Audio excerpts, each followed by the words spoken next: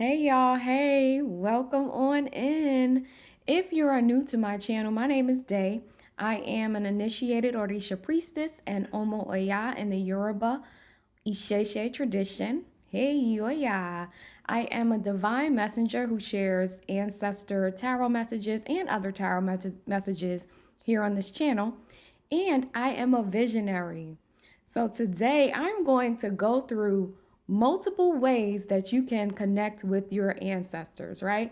So if you're someone who's completely new to ancestral veneration, you don't know what it is and you want to know what it is, you're in the right place. If you're someone who already does ancestral veneration and you simply want some new ideas, fresh takes on things, you're also in the right place. So, welcome and let's get started. So, a quick note what I'm going to share today, they're not absolutes. It's all suggestions. I want you to really tune in and tap in and see what works for you when it comes to ancestral practice. Like, what are you drawn to? Right? Out of all of the practices that I speak of today, what excites you, what feels like that's right up your alley, that's what you should go towards, okay? So, no absolutes, only suggestions.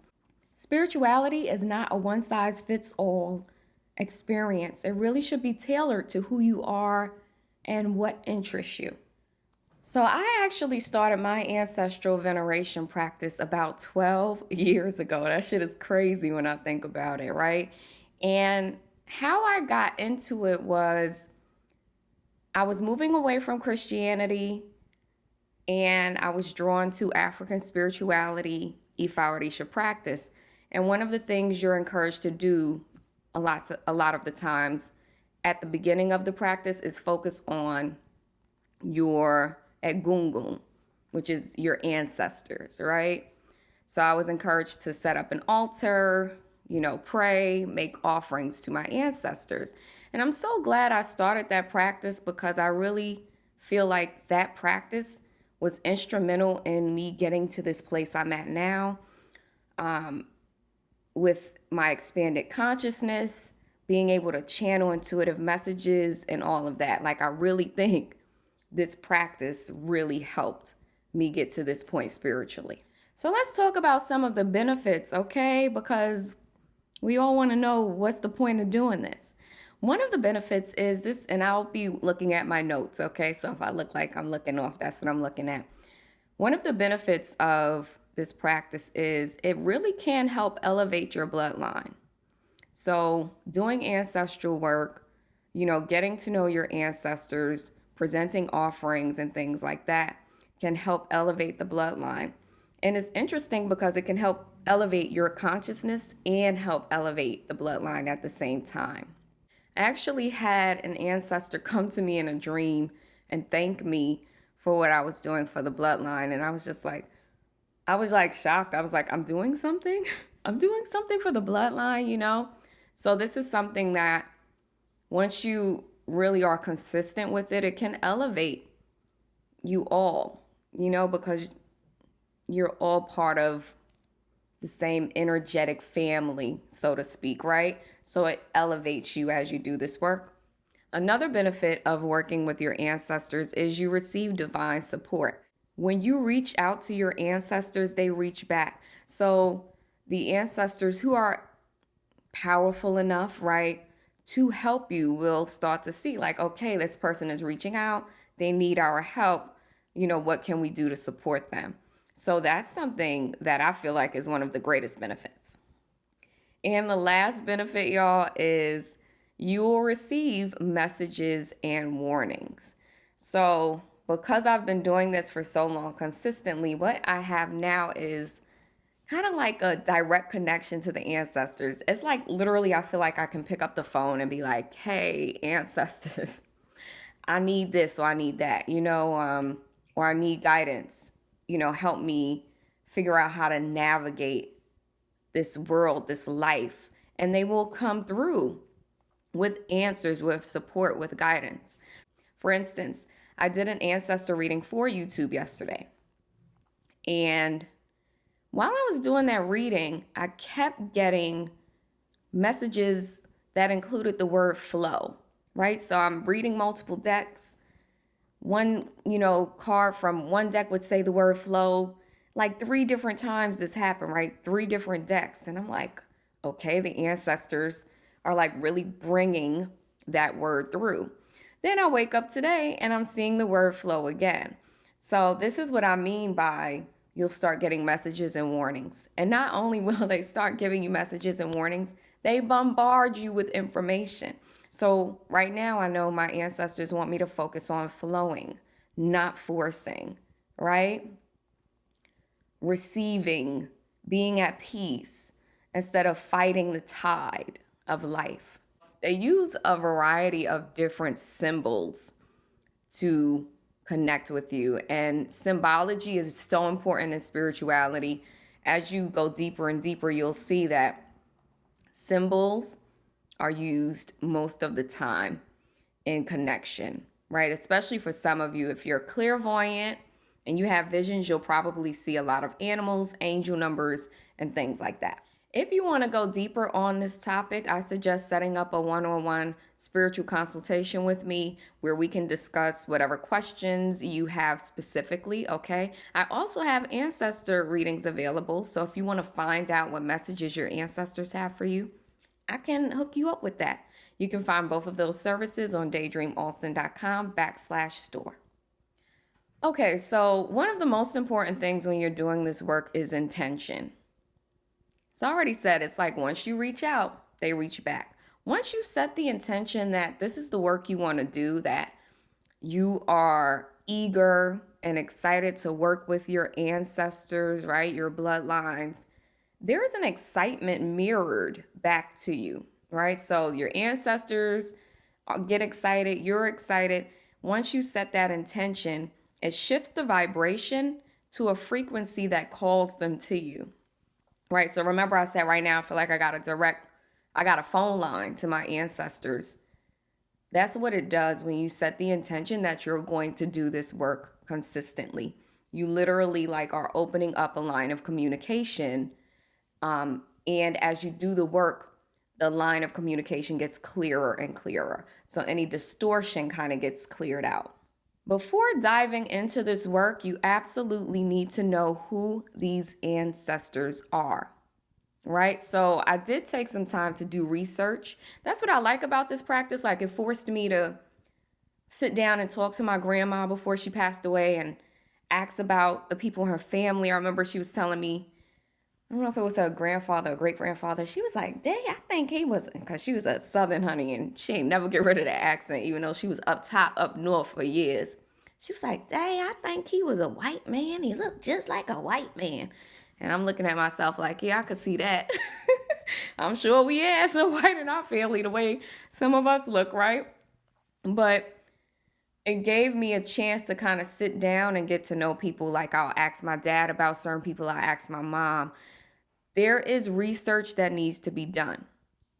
You want to know what themes run through your bloodline, right? We call them generational curses, generational blessings. What good and bad themes run through the bloodline?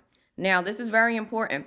When I speak of ancestral veneration, I am speaking solely of venerating and working with honorable and elevated ancestors. What do I mean by that? These are people who had good character when they were here. They did good things. They lived with love. They supported others. They weren't nasty and things like that. Just like some of your family members, you may like them, and then you have some that you don't like, or some that are considered good people, some that are not so good. That doesn't just go away. People carry their karma into the unseen realms and have an opportunity to be redeemed there, to clear that karma. Some of them do it, some of them don't, and for some of them, it takes them a very long time. So when you're doing this work, you want to be mindful of who you're calling into your space, because think about it. What comes to mind is inviting a vampire in. So you've heard the stories where, or you've seen the movies where you have to invite the vampire into your home. And then the vampire come in and act the goddamn fool, right? Suck on your blood, honey, kill people, all types of shit, ruin your life. If you invite in the wrong energy, the wrong spirit, It can drain you, it can drain your energy, it can bring bad luck. You can start feeling crazy or angry and not even know why. So, when you're working with these energies, these ancestors, you want to make sure you're working with ones that are okay, right? They're at peace, they're well, they've made their transition into the ancestral realms. Some of the dead are stuck in loops, they're stuck in like waiting areas, purgatory, they would call it. So if I'm calling that ancestor, oh, giving offerings, calling that ancestor, thinking they coming to help, no, they can't help. They're not okay. So who are your honorable and elevated ancestors? Consider their character. Not every ancestor is at peace or deserves to be on your altar, right? Deserves to be called on. That's just real. If I know an ancestor, if I know their story and know they lived a violent life, they were nasty to people, they assaulted people, I'm not calling them. I would have to see through my consistent spiritual work that they have elevated, and then maybe one day. But I definitely wouldn't call on them. They would literally have to come to me and be like, hey, baby girl, I'm doing better now. Let me share my insight and my wisdom with you. Besides that, I wouldn't touch them with a 10-foot pole, honey. I wouldn't. Now, I also have ancestors I consider honorary ancestors, right? And these are people that were not related to me by blood, but that were instrumental in my life, who had an impact on my psychological development, who really supported me, right? So I have spiritual teachers who have gone on that weren't related by blood, that were good people, that upheld ma'at and righteousness and love. I call on them. They are honorable and elevated honorary ancestors, right? It's like someone receiving an honorary degree. They are not related to me by blood, but they are very important to me. So there are multiple people that I'm really close to. When they go, I'll consider them my honorary ancestors. They will also be venerated by me. So remember, not all of the ancestors are worthy of your veneration. Okay? Some of them have their own work to do and they have a choice as to whether or not they do it. Or maybe they don't have a choice. Maybe they just have a choice as to how long it takes them to work through their stuff. So before we get into the different ways to connect with your ancestors, I just want to make a note of saying that it is easier to connect with your ancestors or with any of your guides, really, when you raise your vibration and open up your consciousness. I have another workshop or masterclass that I uploaded not too long ago called the Accelerate Your Ashe Masterclass. And Ashe basically means your spiritual power in this context. So in this masterclass, I go through practical steps that you can use to increase your spiritual power, to increase your vibration, okay? Raise your vibration. So I suggest checking that out as well. It'll be linked in the comments and in the description box. All right, so we're going to start with number one. The number one way to connect with your ancestors, guess what it is? Setting up an altar. So an altar is a sacred space where you can go and sit and have these moments of reverence, right? And communication and connection with your ancestors.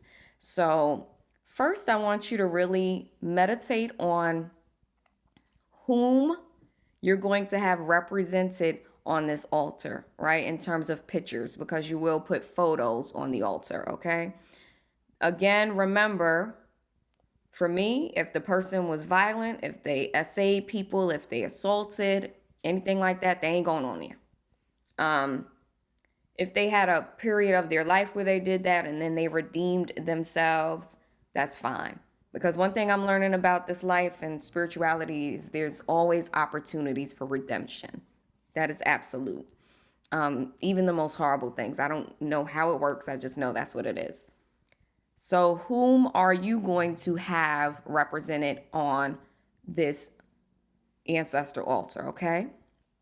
You would choose a space and clean it, right? So, you want to choose a space where you can kind of go and sit and have a few minutes, a few moments to yourself. Some people have like cabinets or armoires where they can, open it up, greet the ancestors, and close it up and go about their business. I've heard of them being in closets. You have to pick a spot that's good for you. I suggest not putting it in your bedroom because, freaky stuff happens in the bedroom sometimes, and the ancestors do not need to be a part of that, okay? They just don't need that. So find a spot. You want to clean it. You can pray over a little ammonia and water and clean this space. Some people, will use like smudging of sage and all types of different stuff. You figure out what that is for you. What is your spiritual cleanser? Whatever it is, you use that. You're praying over your space, right? Now, some people add cloth. You can add a beautiful piece of cloth before you put anything on top, right? You can have plants, anything. Think about like what you want this space to feel like, because this should also be a space that feels good to you, right? So it's a sacred space where your ancestors are honored, but do you want to make it look beautiful? You can put flowers, fake flowers, and then, once in a while have fresh flowers. Like, how do you want this space to look? So really think about those things, okay? So once you know the photos that you want, how you want it to look, you get this all set up, right? So you've cleansed your space, you've prayed over your space, kind of like blessed it. You've identified what photos you're going to put. Some people put incense, and you can put like stones, crystals, like whatever you're drawn to, you want to set that up, right? And you also want to have a space where you'll be able to put offerings and change those out consistently.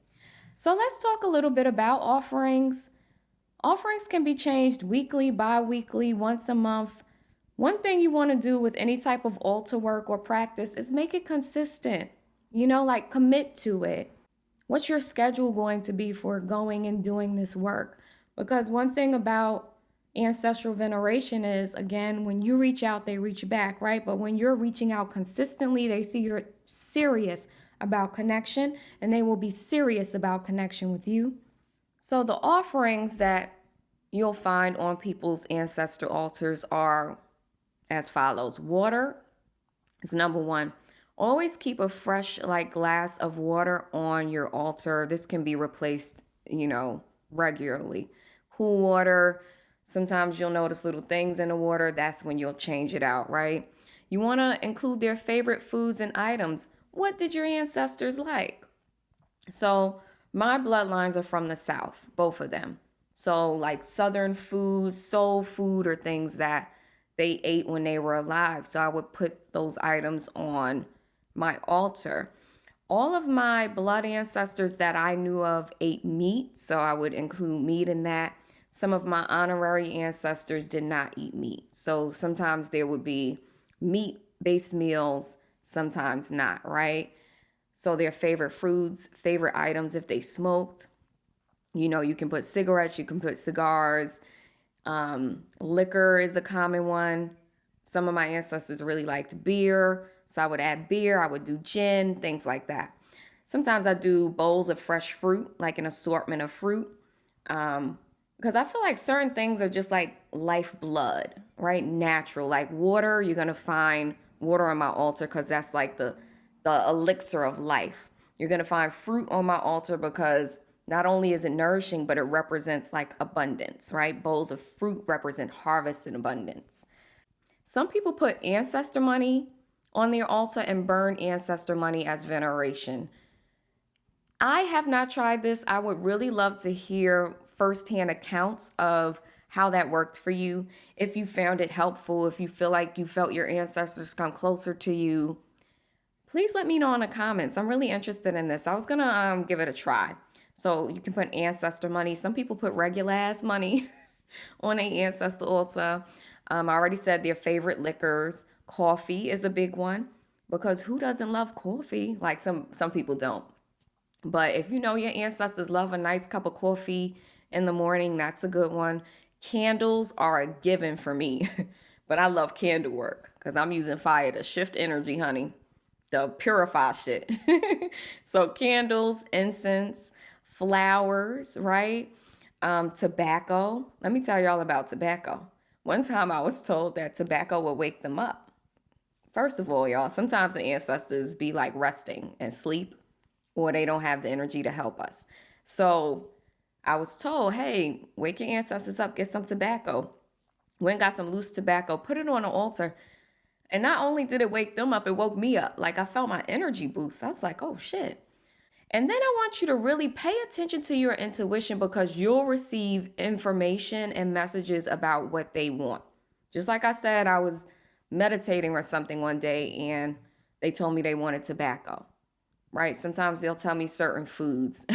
I have an honorary ancestor whose birthday is coming up. And I was talking about him the other day and talking about his birthday. And all of a sudden I hear like, hey, I want cake. I was like, oh shit, he just said he want cake for his birthday. So now I gotta get this man a cake. So pay attention, okay? Because as that connection gets stronger and clearer, you're going to hear exactly what they want. They be wanting, I know for mine, they want some fried chicken. And then you'll find, even with the liquor, I put down some gin one day next to a photo of someone from my paternal lineage, right? An ancestor from my paternal lineage. And I hear, I didn't drink. I don't want this. And I go and I ask my dad, I was like, this ancestor said they didn't drink. They was wondering why I was putting that gin by them. He was like, oh, that's true. They didn't drink. I said, oh shit. Pay attention to your intuition. They will tell you what they want. Okay, so when you're doing your altar ritual, because remember, you're ritualizing this, you're making it a consistent practice, this is what you want to do.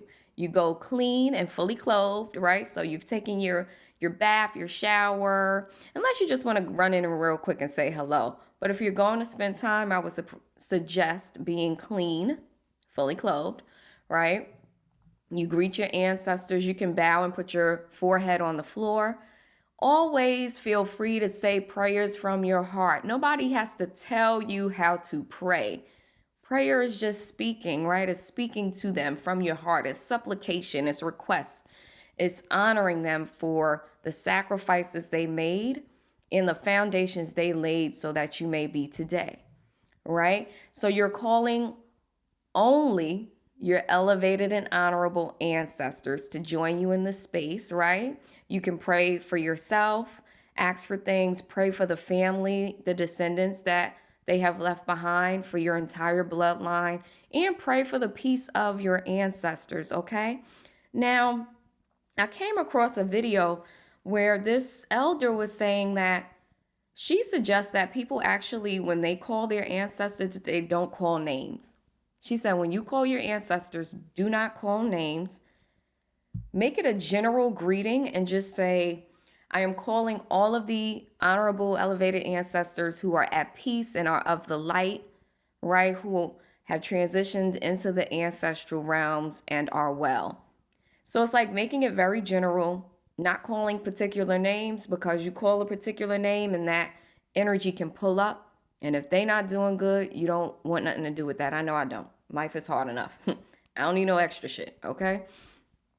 So keep it general, especially if you're new. You don't know who these people were truly at their core, right? At the core of their being. You don't know if they were good people. And this is especially helpful for those of you who can't get any information about your ancestors, right? And who they were. The research isn't working. Keep it general. That is absolutely okay. I was like, that's a good idea. That's a really good, I love that.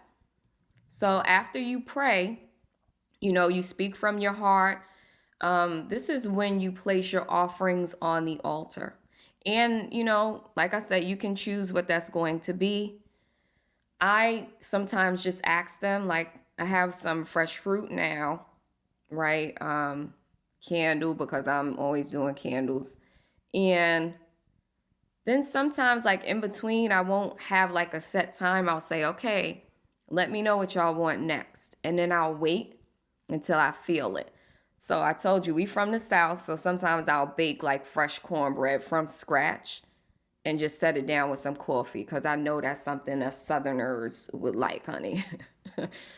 After you place your offerings on the altar, it's good to just sit quietly and receive or meditate in the space. If you're a reader, you can pull cards to get messages. We'll talk more about that later, okay?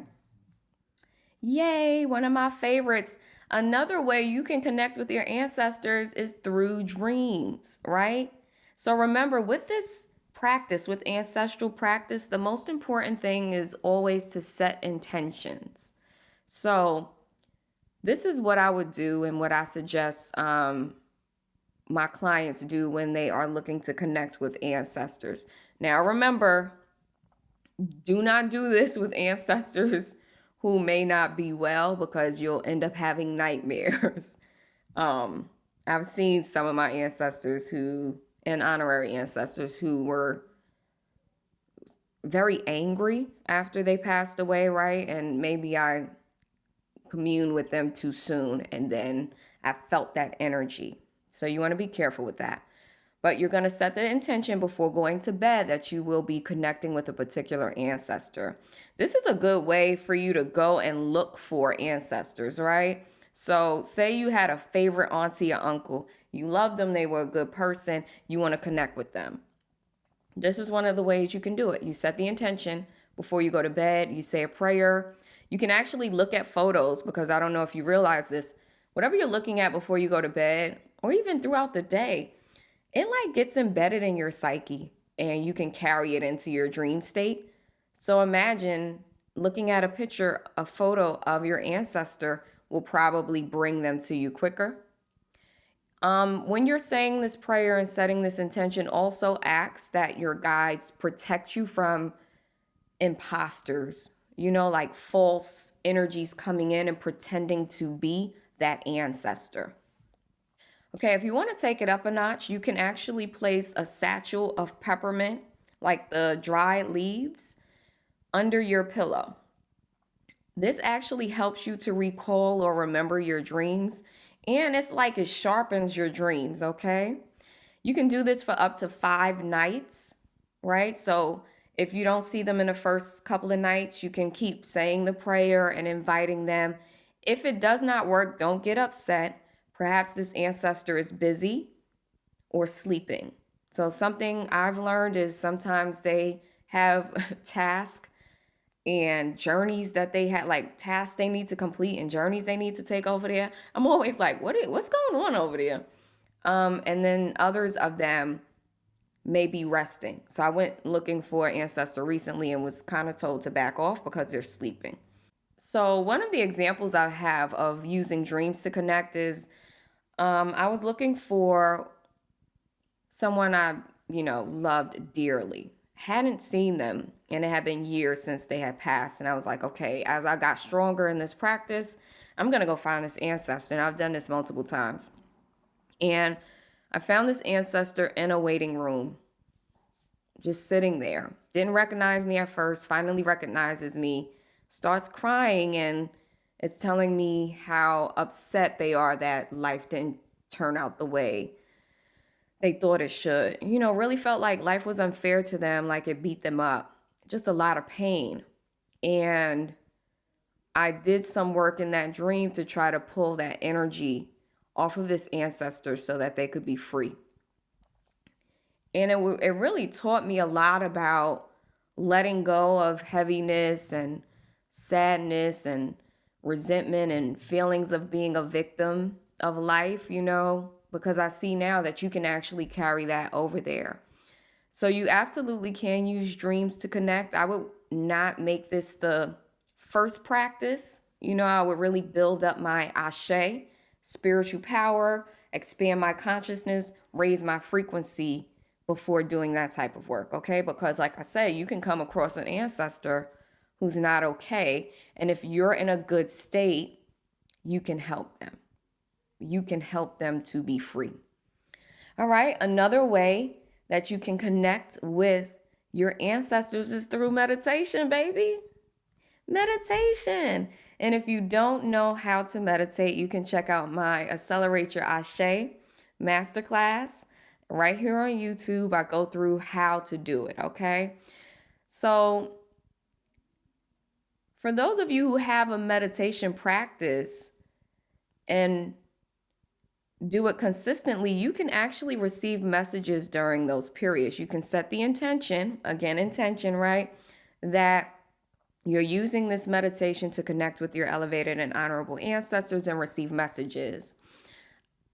I would suggest just sitting or laying in a comfortable position, setting the intention, right, and saying a prayer to invite honorable, elevated ancestors in. Again, setting this boundary, right, asking that you be protected from imposter energies. And then as you're sitting or laying, pay attention to the words, the visions that come to your awareness. And I would suggest writing them down afterwards, right? This is something that helps you connect to your ancestors. The more you sit in solitude and quiet and stillness, the easier it is for them to connect with you. I think we don't realize that. We are very busy. You're not even busy. We're a very distracted people. This is probably the most distracted humanity has ever been, and that easily closes off the connection to our ancestors. So that's why ritual altar work is good, right? Because you're setting a time to sit and focus on this sacred space, which makes room for the ancestors to connect with you. When I sit in meditation, they know, like, okay, she's down. We can get messages to her. They know when I'm asleep, I'm real good at dream recall, and I'm traveling and shit. They know they can contact me there. So give them these opportunities where they know you're available, okay? Another thing that came up recently, I was asking how I can connect with my ancestors more, and they told me about a particular crystal that is really helpful to carry, right? To connect with them, but also they were talking about taking walks.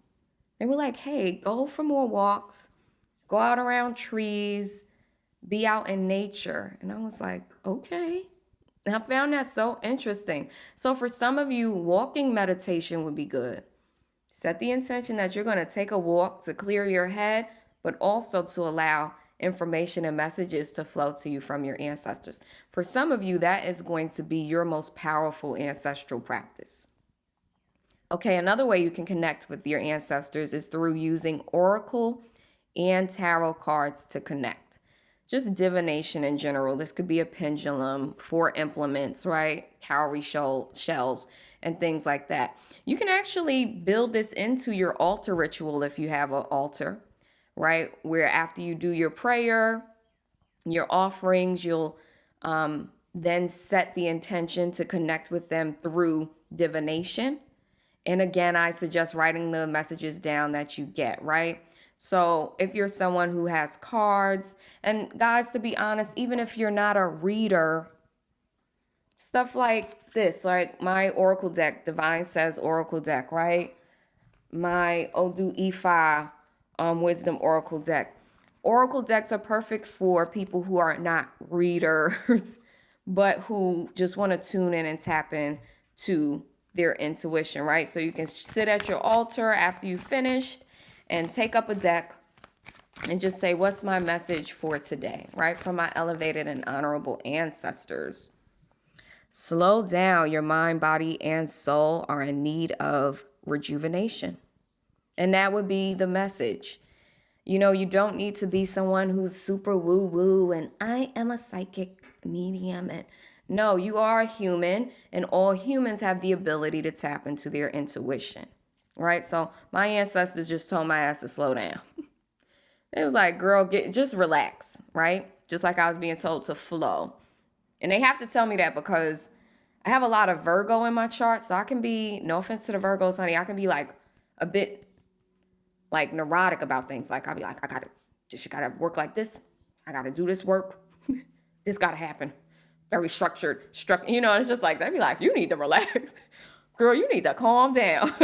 So making time to connect through divination is so helpful, y'all. And if you do want to learn how to read tarot, I have a workshop. Well, it's a book video combo on my website for that. And then, like I said, I have oracle cards, right?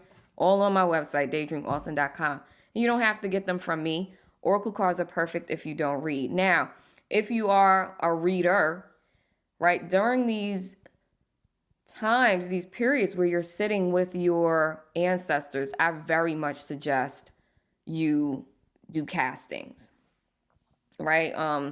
That you, and I said do castings because I was thinking about Dilagoon, the 16 cowrie shells, but pull cards and see what the messages are for you. Now, Dilagoon comes up because that's something I would do with my ancestors. I would do the 16 cowrie shells I got during my initiation and just get a message from,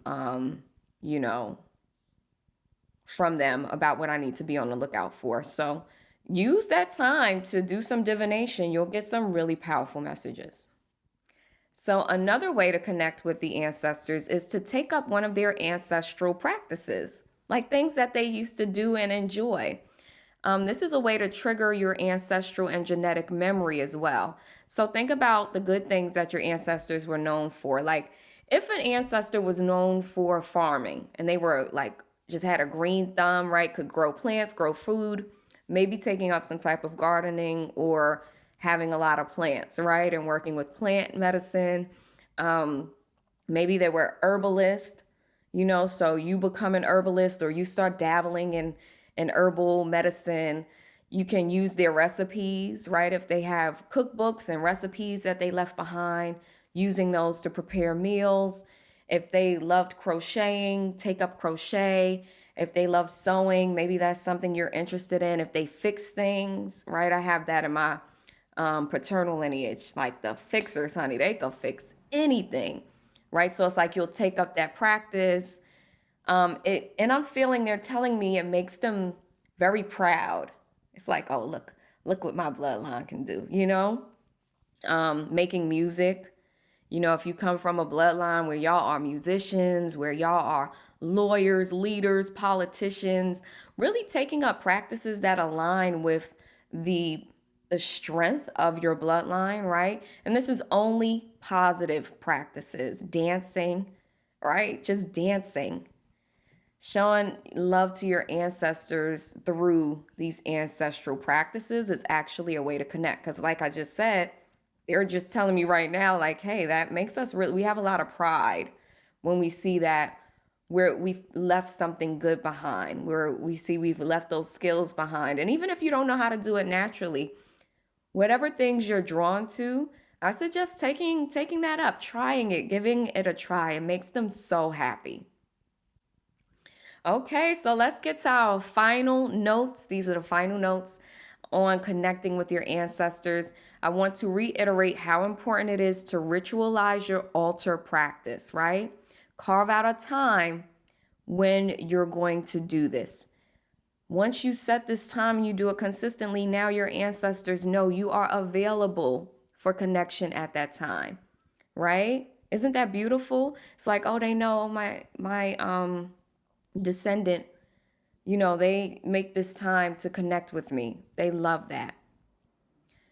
I have to be honest, y'all, one of the greatest ways to connect with your ancestors that has come up multiple times in readings and for me is being healthy and enjoying life.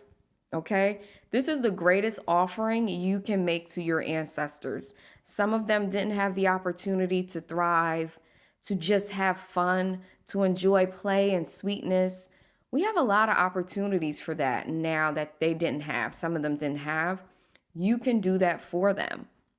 And there's a joy, there's an excitement when you do. Another note, and I talked about this before, is they will often use signs and synchronicities to communicate with you, right? So that's animals, angel numbers. Sometimes they'll use these just to get your attention, right? To let you know, like, hey, I'm here. Other times you'll need to decipher the messages and it will literally be like putting a puzzle together, right? So I remember there's been times the ancestors will bring something to my awareness and I'm like, okay, what does that mean? And then they'll bring another piece and I'm like, well, I don't understand. What the hell is this, But a part of spirituality is there's always going to be some stuff that we can't quite make out or understand because our perspective is kind of limited, right?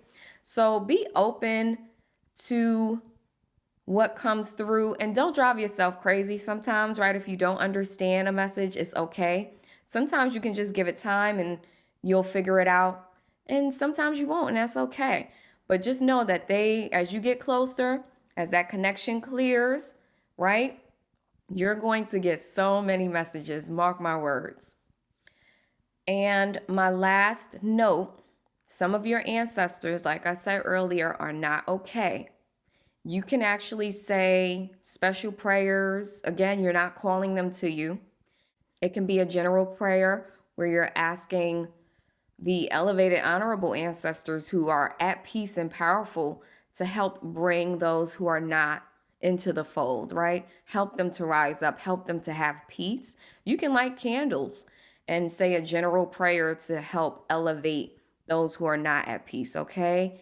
But I do always want to warn against working with those ancestors because it can have a negative impact on you.